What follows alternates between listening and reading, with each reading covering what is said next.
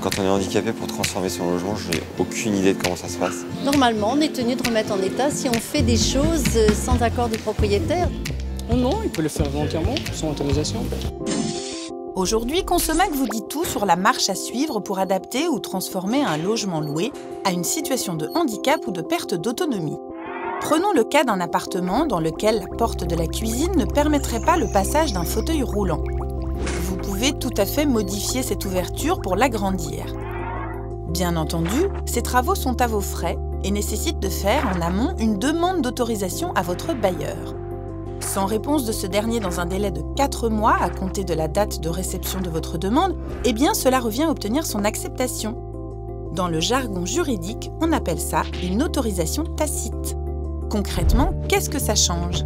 Eh bien, ça veut dire qu'au moment de partir, votre bailleur ne pourra pas exiger que vous remettiez votre logement en état, exactement de la même manière que pour une autorisation express.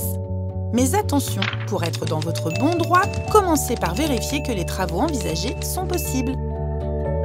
En effet, on ne peut pas réaliser n'importe quel type de transformation. Il existe une liste limitative, vous pouvez la consulter sur conson.net.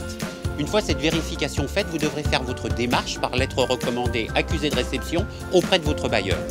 Dans ce courrier, décrivez bien les travaux envisagés, ainsi que l'entreprise qui doit les faire, et tous les détails s'agissant de ces travaux. Mais surtout, vous devez mentionner le décret qui vous autorise à faire ces travaux. Il précise clairement que le propriétaire ne pourra pas vous demander la remise en état lors de votre départ s'il n'a pas donné de réponse dans les 4 mois.